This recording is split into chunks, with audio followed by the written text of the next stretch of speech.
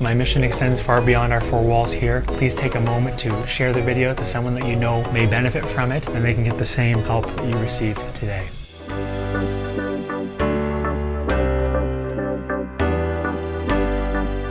Hey, this is Dr. Matt. Remember to share and subscribe. So hi, I'm Dr. Matt Bradbury, Family Corrective Chiropractor here at One Life Family Chiropractic in Georgetown, Ontario. And I'm going to start today with talking about some of the anatomy as well as some of the other connections so you can understand your body a bit better and really learn to help yourself potentially and get up and get moving that much more. Now, coming back to the why of how to look after yourself, why to mobilize, why to strengthen, is quite simply, you got to be able to keep up with life in terms of all the fun stuff, keeping up with your kids, your grandkids, and help yourself remain as youthful as possible. And a huge component of that is movement. So we're going to help you learn more about how to move your body better. You can take some more control of looking after yourself and be that much better off. So you'll see when it comes to the anatomy, we actually have some key components. And you'll see in this picture, you have your iliopsoas muscle, your hip flexors, a combination of your psoas and your iliacus muscle, and coming off your lumbar spine, your iliac crest, and coming all the way down to the inside of your femurs and attaching right to the inside there, helping your knee to come up closer to your chest, helping you move around, helping you with walking, mobility. And a lot of times these areas get tight, and you will notice they're actually quite deep in terms of getting at them. So what I'm going to present to you today is that actually it's much easier to strengthen them, mobilize them, and stretch them, and you're not necessarily going to have a direct soft tissue way to work on them very easily yourself, at least. So I'm going to give you some ideas on how to warm up, how to strengthen, and also how to stretch, and make that part of your routine, and also consider some of the things that you do during the day that may play a role. Now you'll see during the day, you'll see your spine, your nervous system, and we're particularly interested in your posture and your structure in your nervous system as a family corrective chiropractor. And all this information from your brain travels through your nerves. Your spine protects your nerves. Your nerves go to your muscles, your organs, all the important things. And now we notice the hip flexors coming off the front here, under the control of your nervous system, and inserting through here. Now, how do we spend most of the day?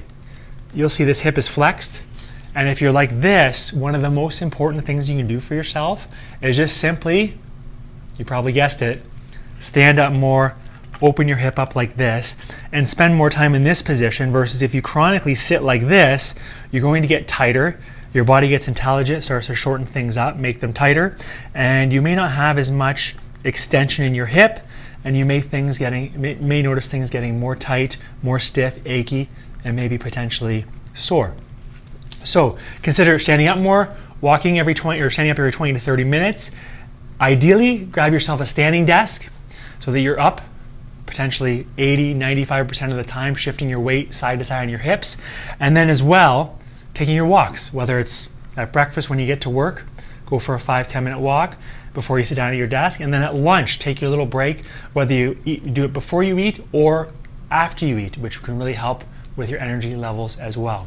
So consider your routine and how your routine may be creating more tight or hip flexors that are even more tighter than you want them to be. So consider that. One of the other things that I mentioned, and I love sharing, is that corrective chiropractic care may have an impact on your stress response, which is really neat. And when I think about stress, the mental, emotional component of stress, but also if you're more, ideally your body doesn't know the difference between whether it's a grizzly bear or you have all these alerts, deadlines, and your boss, telling you got to get stuff done, is it still has that fight or flight response. And you can imagine if your fight or flight response is chronically elevated, you're going to be more protected, not going to be as loose and open and relaxed. So you got to look for ways to manage that stress response. One of the ways I just mentioned is walking, right? Moving more, strength training, and that's why I brought up the specific corrective family chiropractic cares. It may have an impact on your stress response and putting the brake pedals on your brain, if you will, and helping you get more over to that healing calm side of your nervous system, or we call the rest and digest side, to help open you up, breathe, and essentially relax those tight muscles even better. So consider that. Now, what I'm going to talk to you today about is that routine that you can do at home. Now remember I mentioned I want you to warm up and actually have a routine to warm up those muscles when they're tight. And what I quite simply do is you can brace yourself on something, whether it's a bar at the gym, if you're going to go to the gym, or just your kitchen counter height. And what you do is just start activating the muscles and telling your brain to say, hey, turn on, raising that awareness. And you'll notice I do hip circles. I'll do 8 to 10 leg lifts in and out, and then I'll do the other side as well. And so you can go back and forth. I just do one set to warm up and help cue your hip flexor muscles. Now for the strengthening part, what I'm actually going to do is find myself laying on my back just like this. And this exercise we're actually going to call the dead bug, right? So with this, I'm actually only going to have you involve your lower body with this one. There's some variations of it, but start with just your lower body, getting used to holding your knees up in place and then giving some resistance even. Now what I'm going to do is actually bring my legs up just like this, and so my abs are tight, my abdominal muscles are tight, my glutes are cued, my shoulder blades are back, and I'm actually going to drop one leg. Now this is the working side right here. I'm going to pause for 5 seconds and then I'm going to come back up. Now I'll alternate. I'll come straight, pause for 5 seconds, and then come back up. What you're going to do is 8 to 10 repetitions. So 8 to 10 repetitions per side. I'll take a little break.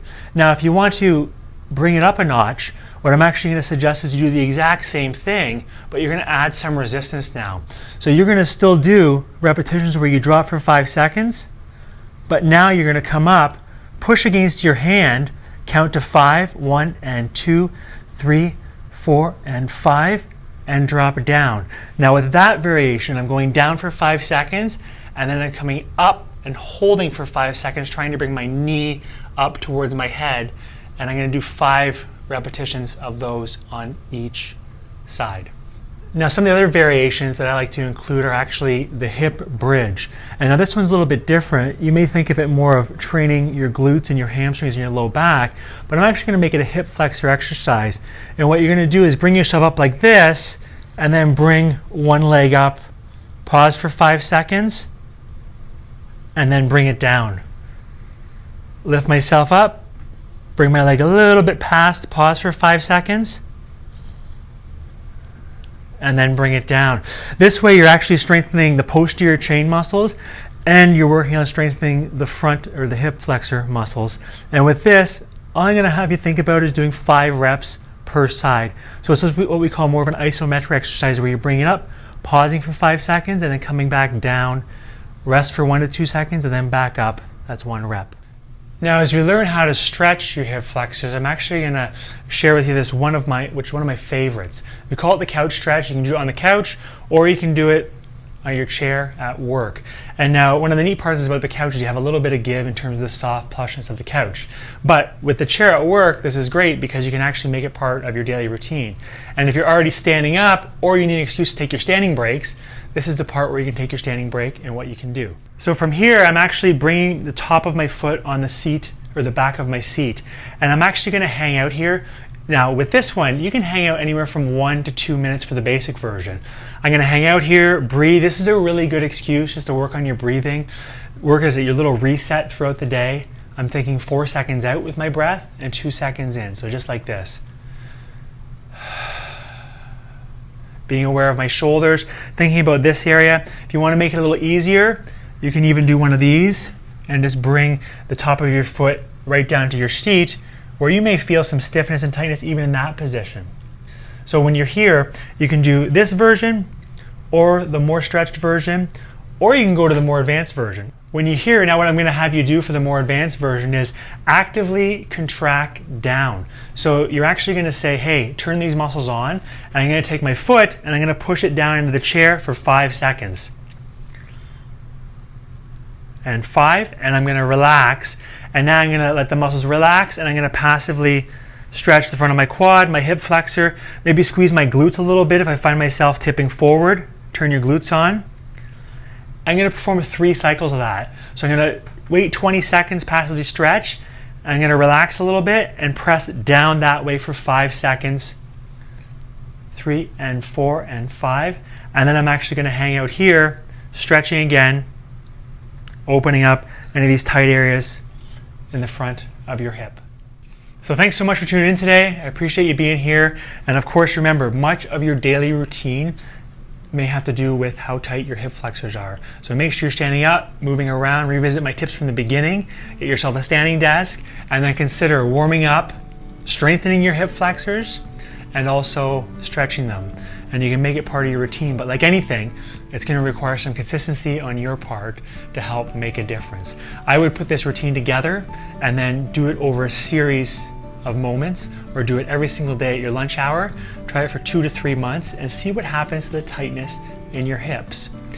As always, I appreciate you tuning in, checking out our videos, and as you know, I have a big mission in terms of helping people understand their health better, how they can look after themselves, and understand that you need more function for better health, and that the spine and the nervous system is vitally important for that health. So if you take a moment, my mission extends far beyond our 4 walls here. Please take a moment to share the video to someone that you know may benefit from it, and they can get the same help that you received today. You can grab the link, the URL, and you can send it directly to their email inbox. I appreciate you very much. Thanks for being a part of our mission and watching our video today.